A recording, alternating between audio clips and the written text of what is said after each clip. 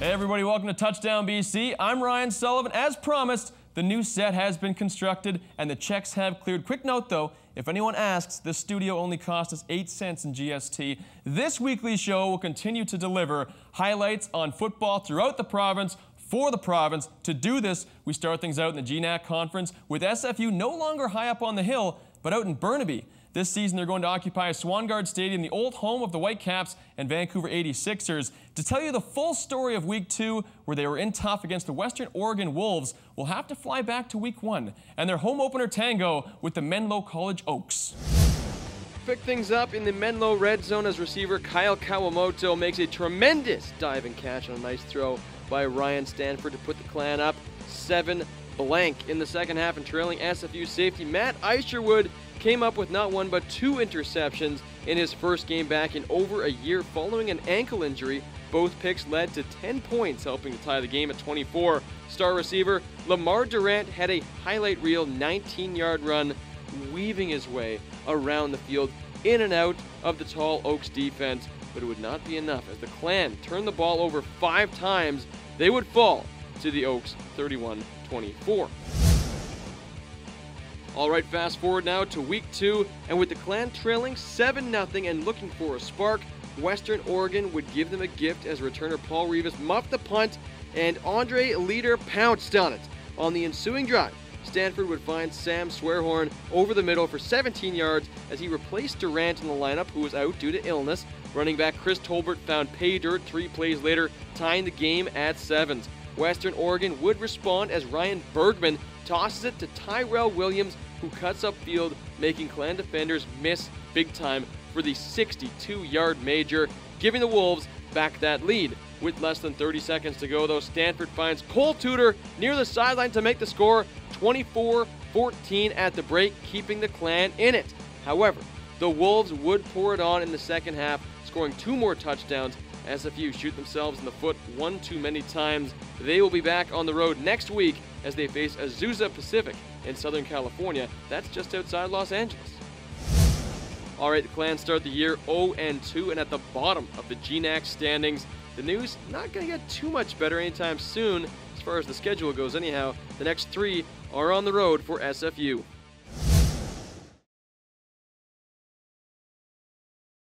All right, we now bring in our SFU insider, Mackenzie Dalgleish. Welcome to the show, my friend. Thank you for having me. Absolutely. Okay, now let's talk Clan football here. They're starting the season out with some poor results, 0-2. They brought in a new head coach, Jacques Chapdelaine, to change the culture. Do you feel like he's been able to do some of that?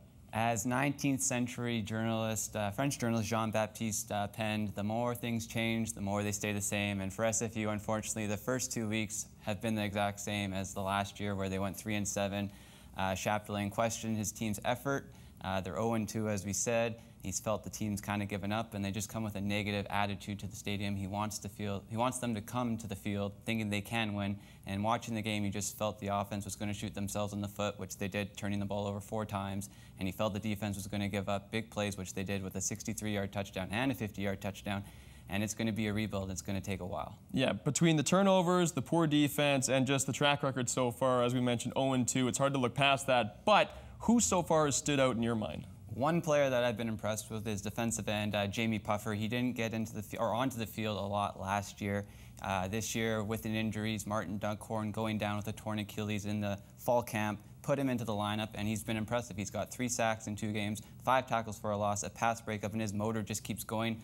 Abe Elimimian, the brother of Solomon Elimimian, the BC Lions linebacker, is the defensive coordinator, and he knew all along Puffer had it in him. He just needed the reps, and he's done that, and it's shown on the field. Now, we've all had high hopes for this guy. He broke out an amazing run in the first week of the season, but Lamar Durant has gone down with injury. How big of a loss is that for the team? This is a huge loss. Lamar Durant, some people have said he has NFL potential, and you don't see that a lot even in this country, in Canada. So losing like a player like that with that kind of talent is a huge loss. First week, he had 10 receptions, 131 yards, a touchdown, a highlight reel 19-yard run. Week 1 last year, he had 164 receiving yards, 3 TDs, and he got hurt then. Now he's out with mono. It just seems he can't really kind of crack it, and this is going to be a huge loss. People game plan around him, defenses game plan around him, and without him there, the offense has to change, and unfortunately, that's what's going to have to happen going forward. Well, now moving forward, without him, the Clan will be in California taking on the reigning conference champions, Azusa Pacific, one of my favorite names in all of the GNAC. What can we expect from this game? Well, Azusa Pacific obviously is the reigning conference champions from last year. They're coming off of a kind of a letdown game against Humboldt State. 2 weeks ago, they took down #2 Grand Valley State, #2 ranked team in all Division II. Big win in overtime. Follow that up with kind of a stinker. So they're going to be out there trying to get back in the win column, and SFU unfortunately is kind of lined up in that. You can't forget last year when they went down to California, holding a 23-3 lead at halftime, holding them to 57 yards total, and then in the second half allowing over 450 yards and 31 points in the fourth quarter alone to end up losing 44-36. And not good memories there, and just kind of going into a wasp's nest, in my opinion, going into California, facing Azusa Pacific coming off of a kind of letdown game against Humboldt State. Speaking of good memories, that was a lot of numbers. Nicely done. Thank you. That is Mackenzie. He'll be back next week. While things didn't really go according to plan for SFU, Vancouver's other local collegiate entree was in action as well this past weekend. The UBC Thunderbirds had their homecoming dance with the Calgary Dinos. The Dinos are heavily expected to defend their Hardy Cup title this season, and after embarrassing the Alberta Golden Bears in Week 1, 71-3, yes, you heard right, 71-3, they were looking to continue their trend of sheer terror in Point Grey. UBC hosting Calgary. Yes, it is the Thunderbirds' home opener. Yes, it was an occasion not to remember, already trailing 7-0 when Jake Hardy pulls down this Andrew Buckley moonball with one hand. Gorgeous. It's 14-0 for the Prehistorics. Mercer Timmis then takes a little dump off from Andrew Buckley, and he's gone. UBC cannot catch the widest guy on the field. This makes it 28-2 at the end of the first quarter. Finally, Jake Hardy reels in this toss over the middle at the 32 and says, I don't want the offense on the field anymore. He goes 71 yards through the University of British Columbian Defensive Corps, if you can call it that. Your final score on a long afternoon at UBC. 59-11. Interesting to note, over their 2 games this season, the Calgary Dinos have not allowed an offensive touchdown against. Insane. Andrew Buckley only played half the game, believe it or not. A pretty good day at the office for him. Check out those numbers. Calgary gets their first real test of the season when they visit the City of Bridges, Saskatoon, Saskatchewan this weekend. All right, let's take a look at those Canada West standings. Calgary and Saskatchewan, the 2 undefeated teams at the moment. The Dinos, definitely the powerhouse in the conference. UBC sitting at the very bottom of the table at 0-2.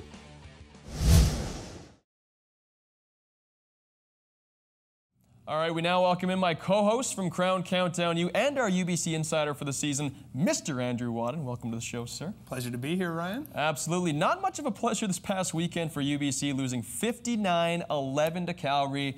First, let's go over the negatives. You want to go over the negatives first? Yeah, why not? Well, the game itself was a negative entirely for the UBC Thunderbirds, that is. I mean, it's homecoming. You think they're going to come out, they're going to show this new crowd, big crowd at that came out to support the team, and they laid an egg big time. And you could see it on the opening drive from the Calgary Dinos. I texted our producer, Jim Mullen, after that first drive, and I said, this is not going to be pretty, and it wasn't. UBC came out dull. Calgary took it to them, and I mean, we all know that the Calgary Dinos and what they are. They got 6 straight Hardy titles. They have been the class of the Canada West for the last decade, pretty much. But UBC, with this great recruiting class that they had, both the Marcus Davis and Terrell Davis coming in, you'd think that they were going to be able to, at least put a little chink into Calgary's armor, and it didn't happen whatsoever. They laid an egg, like I said, and it was a brutal game for the Thunderbirds. All right, I'm the kind of guy that likes bad news first. Just get that out of the way. No problem. Let's go over the good news now. What positives can you take from the experience? Well, it's like I said, they had over 4,200 people there. It's their biggest crowd in over a decade. So you got to give that. I was a little questionable to why it was homecoming. It's more of like a frosh week, but whatever. Whatever's going to get the people out to these games is got to be a positive for the Thunderbirds. But moving forward, though, you got all these new students that came out, probably the first time they've ever got a taste of Thunderbirds football, and to witness that massacre at the hands of the Calgary Dinos is not going to be a positive thing for them. So their marketing team up at UBC, and they've got some new things going on. Of course, they got a new general manager running the program. They're going to have their work cut out trying to get that crowd back for the next 3 games at home. Another positive, Jim Mullen texted me halfway through the game. He said the pizza in the plaza is delicious. Oh, pizza's fantastic. I mean, so come for the football, stay for the pizza. And the beers are cold. Well, there you go. I had to have one at halftime because really it was that kind of game. Yeah, you might need something a little stronger. They keep playing like that. Absolutely. As in regards to fixing, what can UBC do from here on out? We're at the quarter mark of the season. What can be done to turn the ship around? Well, if you're watching this week's edition of Crown Countdown U, and I knew you were, I kind of called out Sean Olsen a little bit and his lack of offense. The thing with the Thunderbirds is that Olsen is the OC as well with the team, and it's kind of showing a little bit. They need to fix that. Obviously, they're not going to go out and get an offensive coordinator at this point of your season, but they got to look at their offense and go, what are we doing wrong here, guys? I mean, I could see it from the crowd that they were running this one play. They were just going over the middle, trying to go deep, and it was early in the game. It wasn't working for them. They tried it 3 different times. At one point, if Carson Williams could throw a proper ball, they would have got a touchdown out of it. I mean, that's an issue right there. The quarterback thing between Greg Bocott and Carson Williams, it's 1 and 1A, but to be honest with you, I don't think either of them's a 1. So they got to figure out the quarterbacking. And the offensive play calls, I mean, at one point in the game, they got Calgary deep in their zone, and they go for it on 3rd down instead of just kicking 3 points. I mean, that's very short-sighted in my opinion. So the offense is going to need some work. And I did say on Crown Countdown U as well, you got Terrell Davis. I mean, this is a kid that a few years ago was one of the top recruits in all of Canada. He goes to Arizona State, a Division I school in America. I mean, you're going down to play Div 1 in America.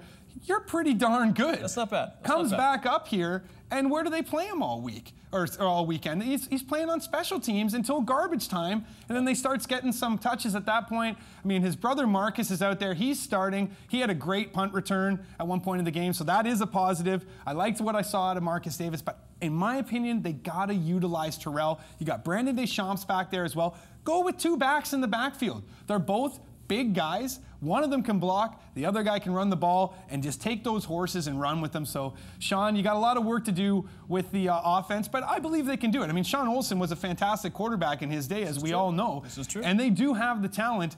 The problem is, though, is you don't want to bury yourself too early in this Canada West Conference because there's some competition in there this year. I mean, the Alberta Golden Bears took the Saskatchewan Huskies to overtime. Like, who saw that happening this week? So UBC can't let it fall by the wayside or they'll be out of it really quick.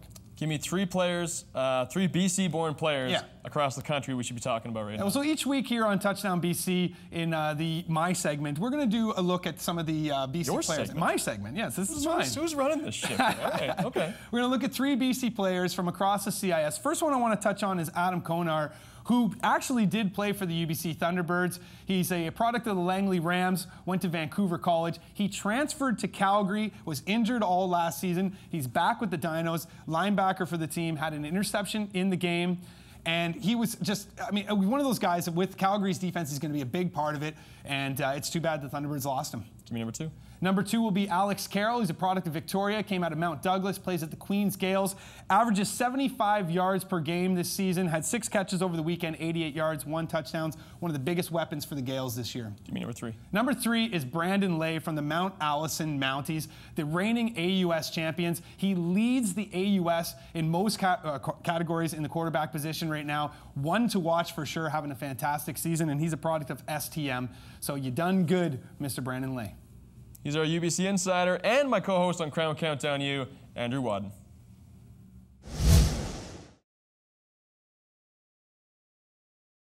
All right, let's talk a little BC Junior Football Conference, shall we? They were entering Week 8 of the season, and playoff position is on the line. Every game, every play, every possession becomes bigger and bigger from here on in. With that said, let's head to Nanaimo and see how things played out between the defending champ VI Raiders and, on a 4-game winning streak, the hottest team in the league, the Okanagan Sun.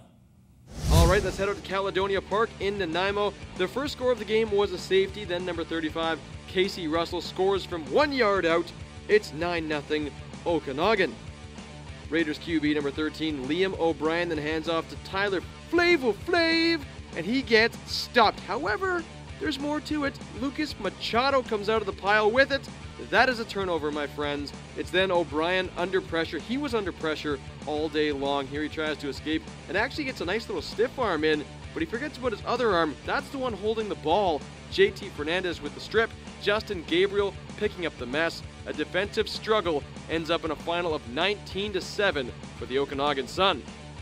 Just across the way on the island, the Kamloops Broncos took out the West Shore Rebels 24-14. while the Valley Huskers took another one on the chin. Langley Rams 46, Valley Huskers 7. We now welcome in the color commentator for the Langley Rams / our BCFC insider, Mr. Alex Carrigan. Welcome to the show. Thanks for having me, Ryan. Absolutely. Now let's take a look around the league here. We jumped in a little late with this show where we just wrapped up week 8 of the season. How's the league taking shape this year? Well, for the most part, it's business as usual in the BCFC. The Okanagan Sun are red hot. They're #1 in the league. Langley Rams are #2. The Valley Huskers are at the bottom of the league. Where business is a little different right now is at the 3 and the 4 spots. Actually, the Kamloops Broncos right now are 5-2. They are the 3rd place team, and the VI Raiders, perennial Cullen Cup favorites, are in 4th right now at 3-4. They've got a bit of a tough schedule, only 3 weeks left, but for the most part, yeah, business as usual. Okay, fair enough. Now, what's the bigger surprise to you right now? Kamloops on the incline, or the VI Raiders, defending champs, on the decline? Well, both are a little surprising, but which one is more surprising is the Kamloops Broncos. They've had the luxury of a bit of an easier schedule as opposed to the VI Raiders, and they have really handled their competition pretty well with the exception of the 2 losses to the Okanagan Sun and the Langley Rams, where they did not look competitive at all.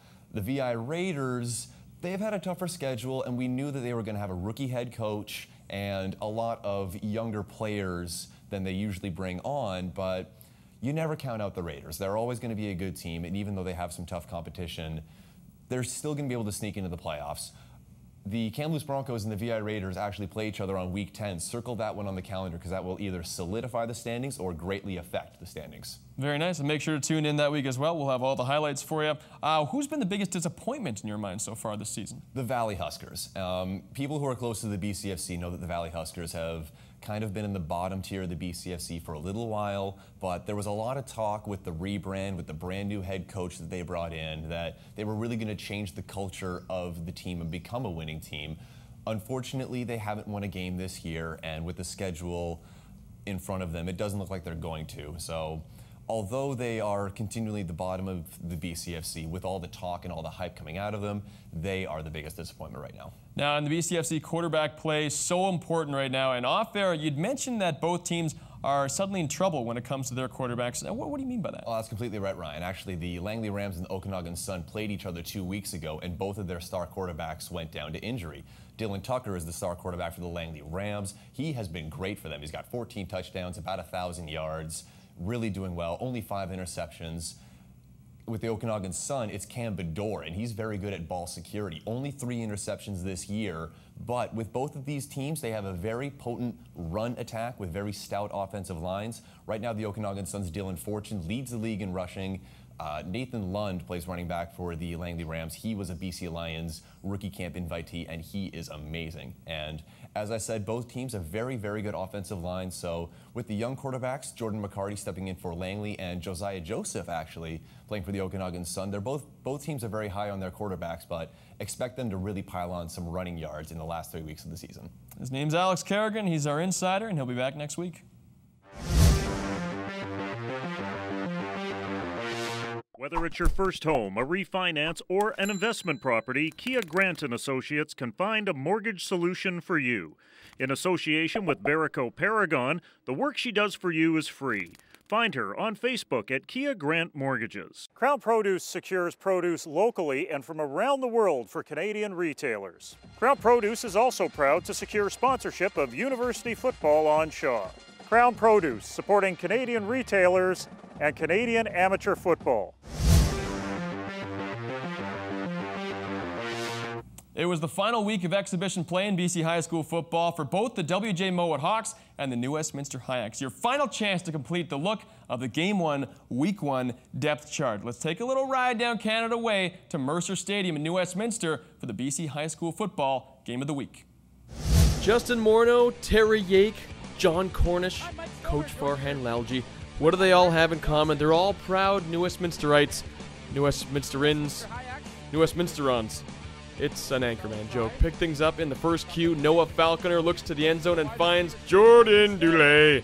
It's 7-blank for the visitors. It would stand for a little while, but not for long, as Adrian Kagampin strolls in with ease. It's a tie ball game, 7-7 your score. Now just sit back and enjoy. It's senior Matt Seymour who turns absolutely nothing into a very large amount of something. He goes 60 yards all the way to the house. Somebody is ready for the season. New West jumps out in front. Seymour would add another highlight reel grab to start the second half. A beautiful pull down with a man in his face. That is straight gorgeous. Highlights are nowhere near done though. Slater McRae, the greatest name perhaps in high school football for 2014. Show me another contender. He takes it back 83 yards, a huge punt return all the way deep into the New Westminster night. That makes it a one-score game. After adding a 3-ball though, Julian Ramirez takes it straight up the can. This thing is done. The Hawks head back to Abbotsford with a final preseason game loss. New West wins 30-14. The Hayaks start their season this Friday, hosting the West Van Highlanders. All right, let's take a look at the rest of the scoreboard from around BC high school football this past weekend. South Delta absolutely stomping Rutland 37-6. Belmont with a big win as well, 34-14. Let's move over to Mount Boucherie and Notre Dame. The Jugglers with a 28-20 win. Abbotsford narrowly taking out Kelowna in Kelowna, 23-20. Sequam just over Centennial on the road, 28-27. Sentinel taking one on the chin from the Handsworth Royals. Jay Prepchuk and the boys getting it done out there. 54-20 the score. Terry Fox absolutely stomping Mission. The Ravens getting out of there with a 55-6 win, while Vancouver College wiped out STM 50-32. All right, his name is Daniel Fung. He is our BC High School Football Insider every week, and he's also the Director of Communications for Football BC. Welcome to the show. Thank you, Ryan. Absolutely. Now, this past weekend, what stood out to you? In the first team that I want to point out are the New Westminster Hayaks. Now, they went down to Texas for their exhibition campaign, came back, and now they're 2-0 against BC competition, including a 30-14 win over WJ Mowat. Now, I don't think there's a lot of people that are picking the Hayaks to be at the top of the mountain when it's all said and done. But you know what? This is a team that could make a little bit of noise. They've got a great player in Matt Seymour, who Coach Farhan Lalji calls a stud. And, you know, their defense, I think, is solid. Their offense may be a little bit suspect, but if they can put up some points, they might make some noise. The first official weekend of the regular season coming up. Who's jumping off the page here right now? Well, starting the AA division, GW Graham, they're going to be going into Rick Hansen. Now, they're a second-year varsity program team, and I've really liked the way that they've put together their entire football program, which is only a few years old right now. They've had a lot of great success at the younger level, a little bit of growing pains last year, but you know what? They might make some noise again this year, and I think they'll be a fun team to watch. They've done that program right, the way that they've come up, and you know what? They're one of the top 5 teams ranked preseason-wise anyways in the AA division, and I think they'll have a chance to maybe make some noise as well. And also in the AAA division, we've got Mount Doug coming over to the mainland to play Notre Dame on Friday. Now, I get a sense that Mount Doug is a team that might have a little bit of a chip on their shoulder. And the reason I'm saying that is because they're the 3-time defending champions, but there's not a lot of people that think that they're going to make it 4, and I think they're going to have something to prove. They no longer have Marcus Davis, obviously, and guys like Terrell Davis and Mason Swift, they're long gone, but they've still got some offensive firepower on that team when you look at a guy like Manny Lopez or Shea Ferranu, who played for Team BC last year, as well as Pato Vega. You know, they've still got a lot of firepower, and it could be a very interesting show on Friday when they play Notre Dame. All right, let's look back here. Who are your top performers so far from week 2? Right, I'll start in the AAA division with South Delta's quarterback Lucas Kirk, who went 12 of 21 passing for 228 yards and 3 touchdowns in a 37-6 win over Rutland. And on the defensive side, I'm picking another quarterback from Notre Dame. He's Theo Landers. Now, he also threw 3 touchdown passes in that game, but he had a key interception to help steal the victory over Mount Boucherie. On the AA side, receiver Chris De Gutierrez from John Barsby, he had 6 catches for 127 yards. 3 of those catches went for touchdowns in a 32-0 win over Nanaimo District. And on the defensive side, I'll give it to a couple of guys, both from the Vernon Panthers. Ben Haladik, 3 sacks. Carson Lebrec, 7 tackles. There you go. Now tell me what else is making news around BC high school football right now. Oh, one of the biggest news stories obviously coming out from last week was the signing of Baseka Lokumbo from the Oregon Ducks. He's coming back to BC. Of course, he's the former WJ Mowat Hawk. Yep.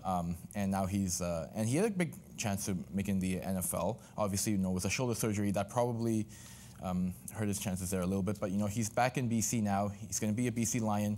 We're not quite sure when he's going to make his debut, but, when he does, not a lot has gone right for the Lions this year. Obviously, it's been a little bit of a tough year. Yeah. But you know what? This is a guy who a lot of people thought, had a great chance of making the NFL, and to have a chance to watch him in your backyard again, it's going to be fantastic.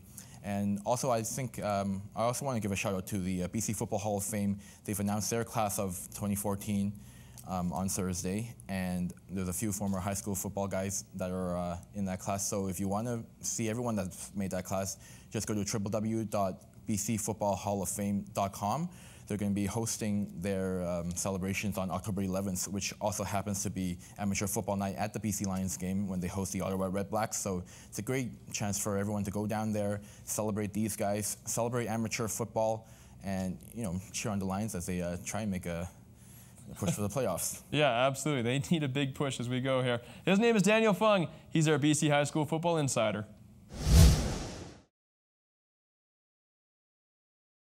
Thanks for joining us here on Touchdown BC and for following amateur and youth football in this beautiful province. I'm Ryan Sullivan, and I'll see you next week.